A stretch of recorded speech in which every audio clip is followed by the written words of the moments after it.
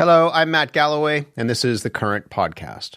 You can see black puffs of smoke and then just a constant haze. I made my way to Costco, which is about less than a 10-minute walk from where we are. There were burnt out cars in a parking lot. There was a transport truck that was burnt out along the road. Looking now at flights, they have just skyrocketed in price with different airlines. I think I saw one even as much as $3,000 for a direct flight from Puerto Vallarta to Toronto. Thousands of Canadian tourists are still stranded in Mexico after a surge of cartel violence over the weekend.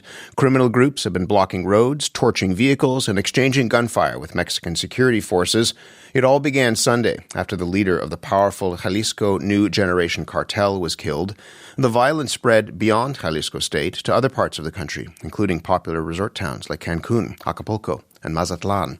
But it has since calmed, and Canadian airlines are starting to resume flights to Puerto Vallarta later today.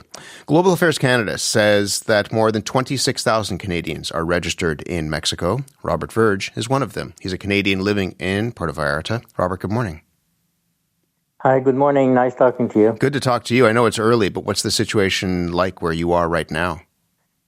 Very quiet, actually. Ever since Sunday, the silence here in the city has been deafening in a way.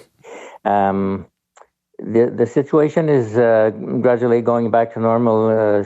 Since yesterday afternoon, shops started opening again.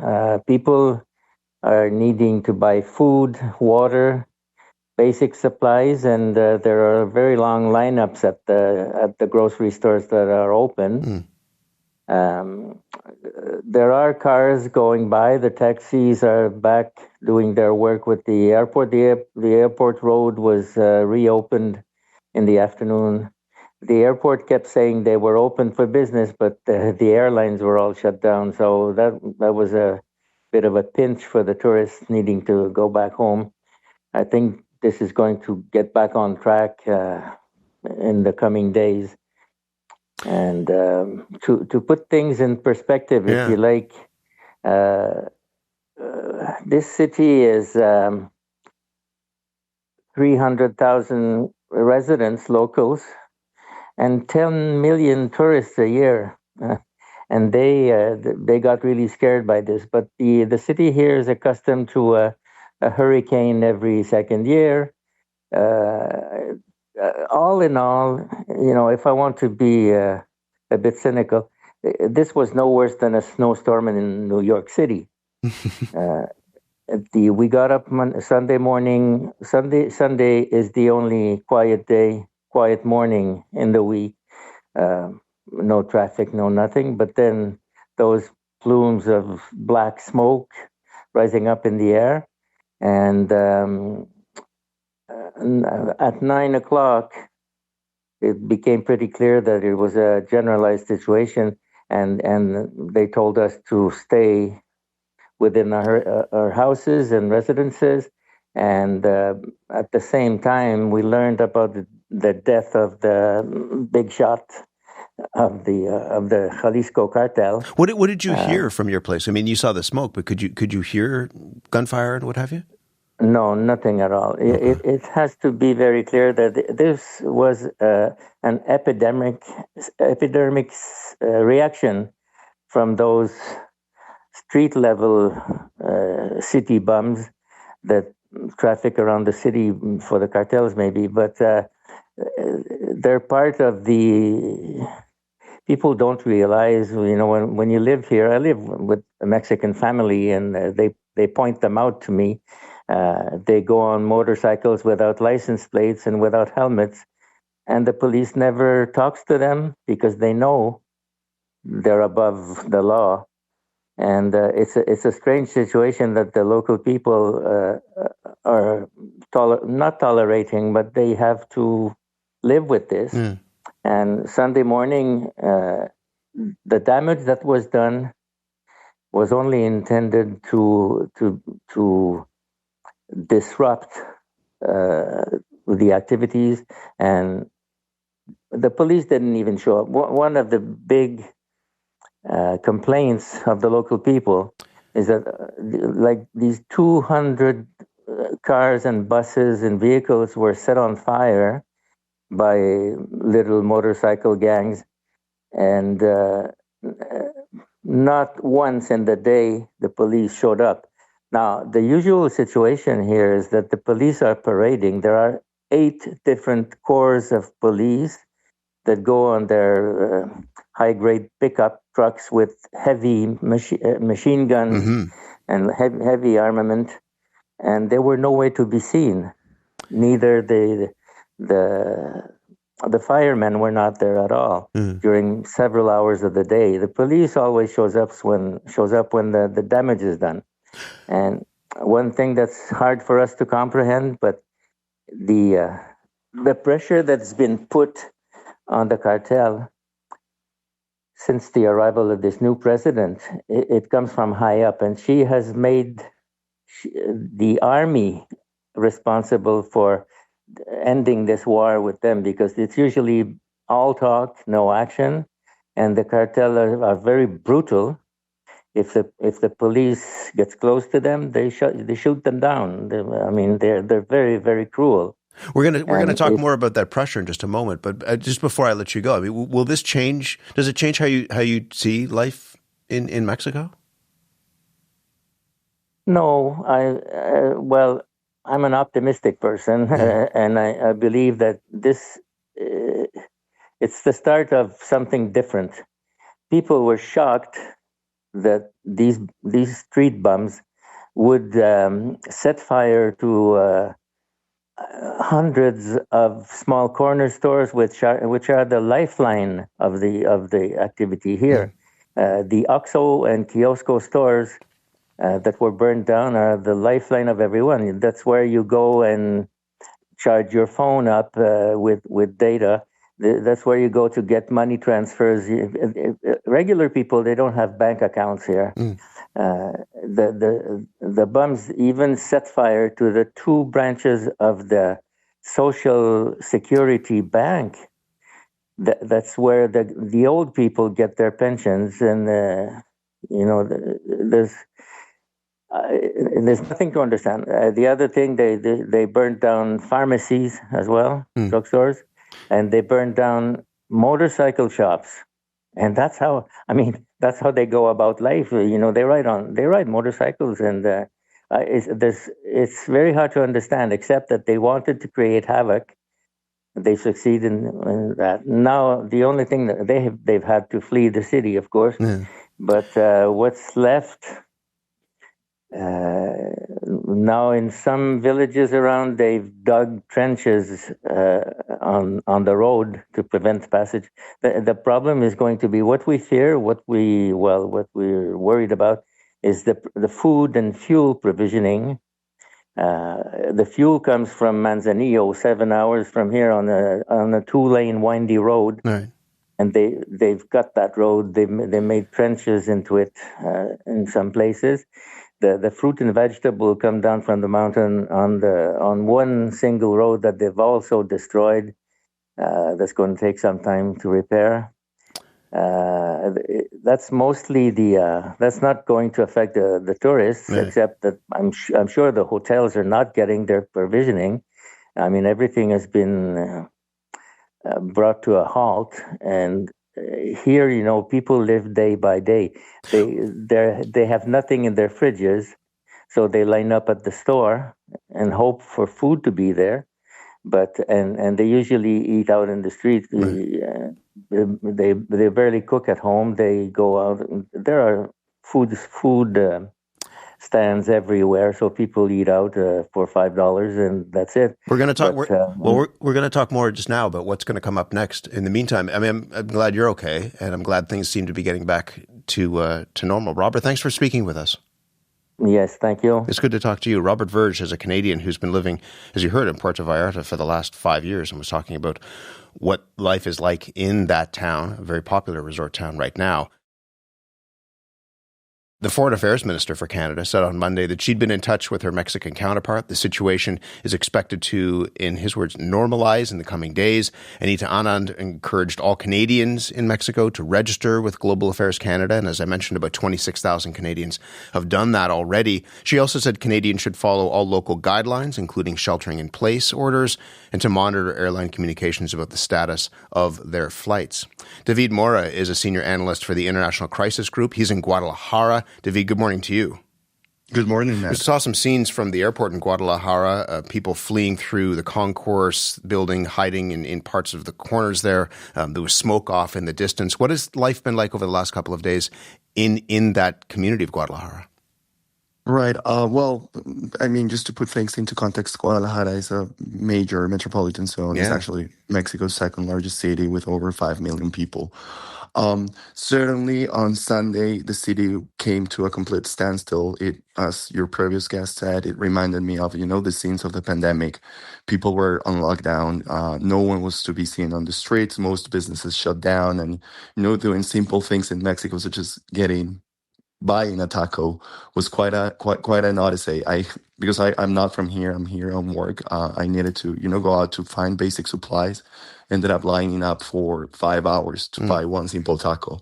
And the situation was pretty similar to thousands of people who were stranded in the city from out of state. The scene that you were describing from the airport, yes, there were multiple blockades in the city, and the narco blockades, what they are, they're usually, gang members. They steal cars, buses, trucks. They set them up on fire and they blockade the streets. The situation at the airport, though, unfortunately, there were a lot of fake videos going around, showing planes on fire and attacks inside the airport facilities, which were debunked by the authorities and other people, fact checkers as well. What we saw from inside were people panicking, rightly so, during, they were told to shelter and people panicked. And that was kind of like a feeling around the city. And I mean, it's understandable. Again, this is a large city, and just seeing what was happening, it's barely, like a normal reaction. What do we know about why the Mexican authorities went after the leader of this cartel now? So I think there are multiple factors. There are immediate factors to the actual operation that we still are not familiar with, and probably it will take time, for the government to disclose why now and why this specific moment within the bilateral relationship with the U.S. But maybe I think the government has been learning lessons from previous experiences, from previous episodes when they went directly against, a big boss cartel like El Mencho. Maybe, in terms of location, he was known to move around, large urban areas like Guadalajara. But this time around, he wasn't. He was in Tapalpa, which is a smaller, more rural type of municipality. So maybe that gave them a good moment. They had good intelligence from what we know about the details of who they were, after the connections that they were following. Maybe it was the moment. We might be seeing a moment in which it's now or never opportunity. But certainly within the larger scheme of things, the U.S. had been demanding from Mexico, like these bigger targets, what the White House and the State Department have been calling significant outcomes in the fight against criminal groups. So certainly that might have added political pressure for the Sheinbaum administration, to produce an outcome like this one. It's interesting. Claudia Sheinbaum said that there was no involvement of U.S. troops in the operation to take out El Mencho, but they did. Mexican authorities rely on U.S. intelligence and an exchange of information. What do you make of that?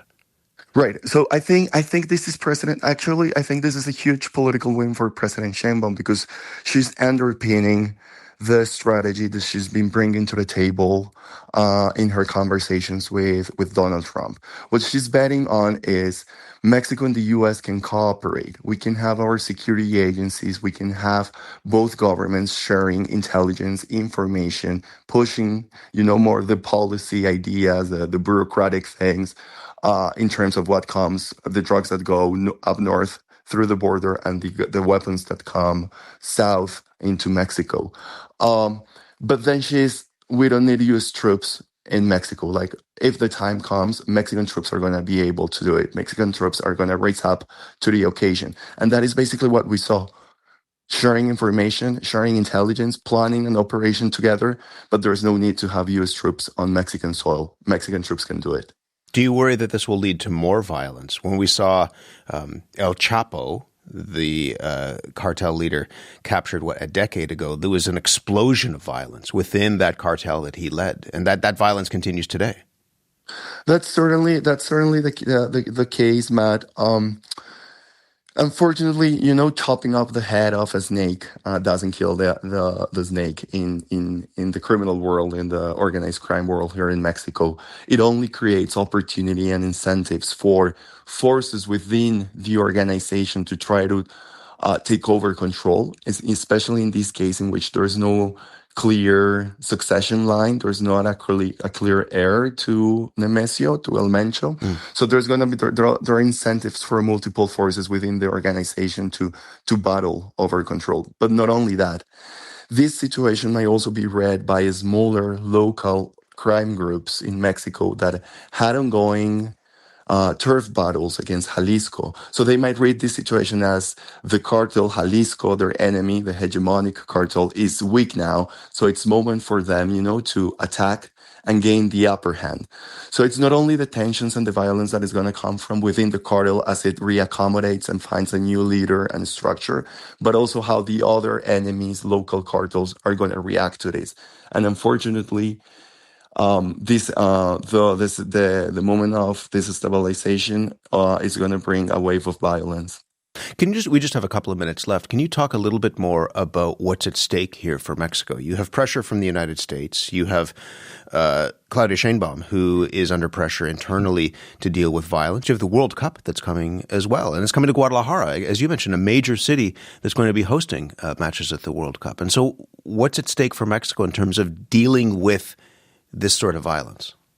So there are three things. There are three goals in here, and unfortunately, for not only the president and the Mexican government, but for all Mexicans, those three goals don't necessarily go hand by hand.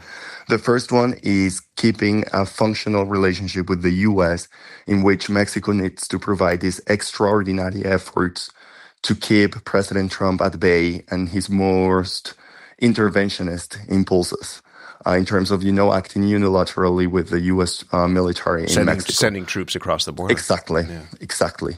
So we need to keep, the Mexican government needs to keep doing these extraordinary efforts. But unfortunately, those might go against the stated goal of the president of pacifying Mexico. Because as I said before, delivering these huge cartel bosses, what history has taught us time and again is that it only incentivizes more violence. It only increases the problem of violence in Mexico. And that is what Mexicans really care about, right? The domestic constituency here, us Mexicans, we're tired of 20 years of brutal violence, of hundreds of thousands of homicides. So the president also needs to cater for the domestic audience. And she knows that has been a huge issue and that it was a major shortcoming by her predecessor and political mentor, former President Andrés Manuel López Obrador. So she knows that if she wants to keep the party, the ruling party, Morena, in power after she's gone, she really needs to solve the violence issue in Mexico. And the third thing is the Mexican economy. She also needs to she needs to preserve the economic model that Mexico has been betting on for over 30 years now with the U.S. and Canada. Now this year that, they're renegotiating the USMCA. And that is connected to the World Cup. She needs to present, the image to the world that Mexico is an operating, functional country that can host large events like that one. So it's a lot of things on the table right now. It's a lot going on. We will continue to watch what's happening. David, good to speak with you. Thank you very much. Thanks to you, Matt. David Mora is a senior analyst for Mexico at the International Crisis Group. He was in Guadalajara, Mexico.